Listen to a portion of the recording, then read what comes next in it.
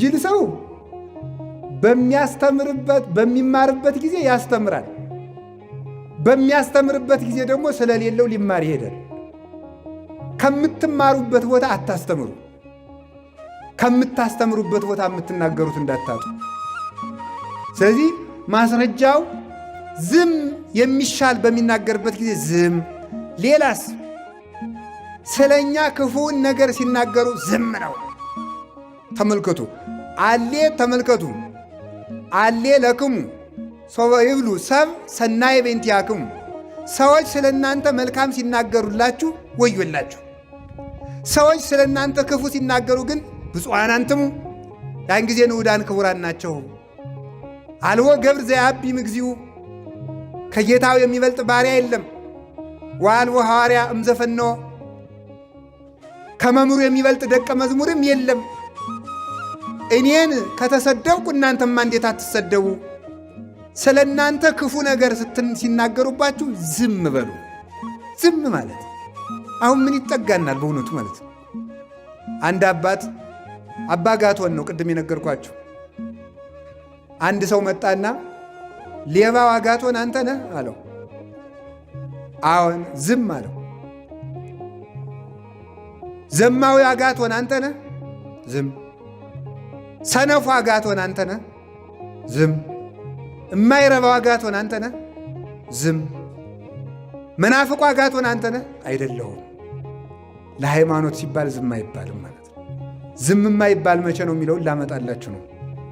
ስለ ራስ ዝም ማለት የባልንጀራውን ስድብ የሚታገስ ሰው የክርስቶስን መስቀል ብለተ ዓርብ እንደተሸከመ ይቆጠርለታል። ሲሰደብ ዝም ያለ ሰው። አንድ አባት ሌባ አለው፣ ዝም። ኋላ አህያ አለው፣ የአህያን ያህል ማድረግ አህያ ጌታዋን በሆሳይና ተሸክማ ያመሰገነች፣ ውይ እኔ አህያ ያህል እኔ ዲያብሎስን ተሸክሜ የምኖር ሰው። ድንጋይ አለው፣ ይህ ድንጋይ ያህል ማይረግ ድንጋይ ቤተ ክርስቲያን ታንጾበት ሰው ሲያጸድቅ የሚሆን የቤት መሰረት የሚሆን የክርስቶስና የጴጥሮስ ምሳሌ አንተን ምን እልሃለሁ ብሎ ጥሎተት ስድብ አጥቶ ማለት ነው።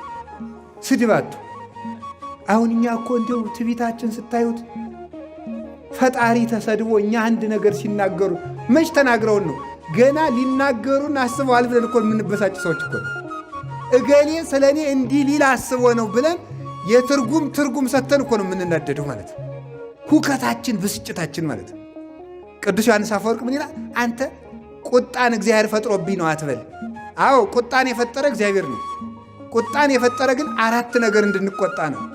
አንደኛው ራሳችን እንድንቆጣው፣ ብሉ ሲያሰኝ አልበላም ማለት። ሙሴ ጸሊም በበረሃ ሳለ አንተ ስጋ አምሮሃል ሲለው እባቡን ጠብሶ ስጋ ከፈለከ ይህም ብላ ይለዋል፣ ጾሙን እንዳያሽረው። ከዚህ በኋላ ተመልከቱ መቃርስን፣ ቅዱስ መቃርስን ሴት አግባ አሰኘው። መነኩሴ ነው። ጭቃይቱን አቦካና ጭቃይቱን አብኩቶ በሰው ምስል አድርጎ ይች እንግዲህ ሴት ናት፣ ይችን ሚስት አድርግና እንግዲህ እስቲ ለዚች ቆፍር መቃርስ ከሆነልህ አለ። ለዚች የምታበላትን ስራ እንግዲህ አለ። እየሰራ ድክም ሰርተ ማብላት ካልሆነ ለምን ሚስት ታስባለህ? 24 ሰዓት እየቆፈረ ሰውነቱን ገሰጸው ራስን ለመቆጣት። እኔ በዚህ ዘመን ራሱ አንድ ገዳም ላይ የማውቃቸው አባታል እስከ 6 ሰዓት ይጸልዩና 6 ሰዓት ከሌሊቱ 6 ሰዓት ሲደክማቸው እንዳያነቡ አንደበታቸው ይደክማል፣ ጉልበታቸው ይንቀጠቀጣል።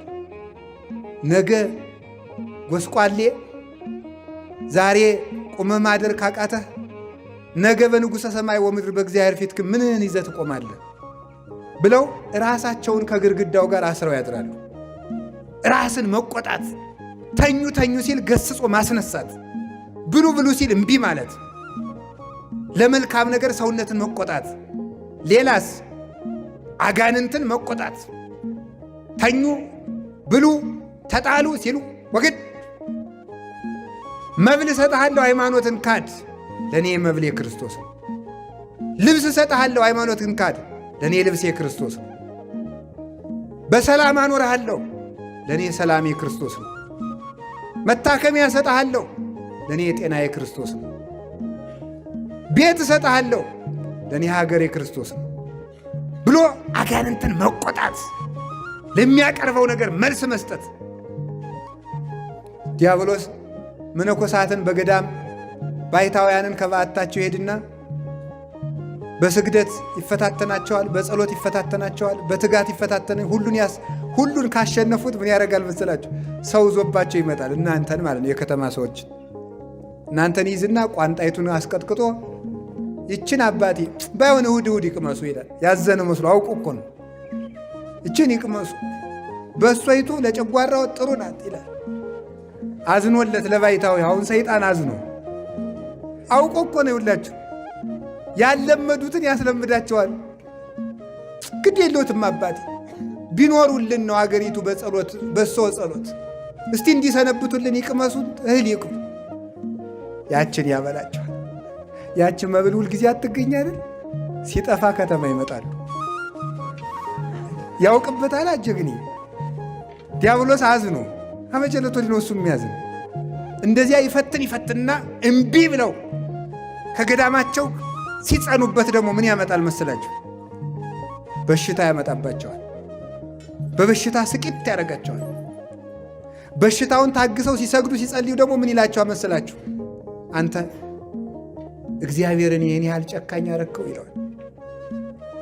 ታመህ እንኳን ጸልይ ይልብልሃል። እግዚአብሔር እኮ የማያውቀው የለም ተኛ ይለዋል። እረፍ እግዚአብሔር ጨካኝ ምስል ይለዋል። እኔ ጨካኝ ነው አላልኩም ወንድሜ፣ መሐሪነቱን አስቤ ነው የምተጋ ካለው ደግሞ መልሶም ይለዋል እግዚአብሔርማ ጨካኝ ነው ይላል። በሌላ ቀን መጥቶ ቆይ መቼ ነው የሚያሳርፍህ ይለዋል።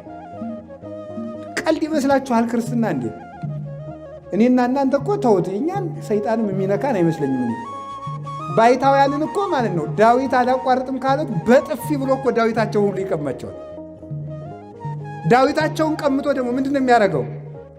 አንተ እግዚአብሔር ካለ ሌላውን ጤናህን አይስጥህ፣ ምግብ አይስጥህ፣ ልብስ አይስጥህ፣ ባይሆን እኔን አያባረረልህም ወይ ይላል። በጣም ነው እኮ የሚገርመው። እግዚአብሔር ካለ የምትጸልየው ጸሎት ባይሆን ሰይጣንን አያሸሽልህም ወይ ይላል።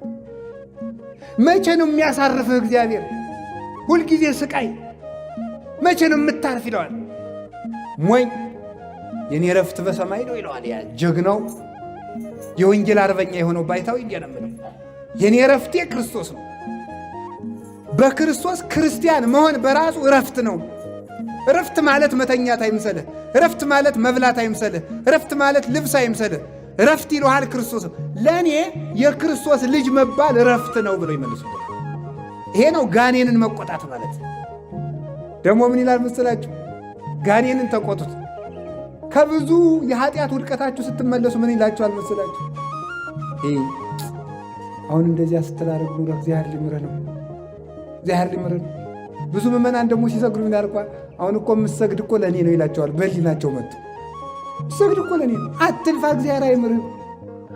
እንዲሁ አንተ የሲኦል መዝጊያ ነህ፣ ዝም ብለህ የምትለፋው እንዴ? ብትረሳ እገሌን የገደልከውን እግዚአብሔር ይረሳው መሰለህ? ቢረሳ እግዚአብሔር ያስወረድሽውን ጽንስ ይረሳልሽ መሰለሽ? ሞኝ አትልከም ይልቅ ይላል። ደግሞ ያዘነ መስሎ መልሱ ምንድን ነው?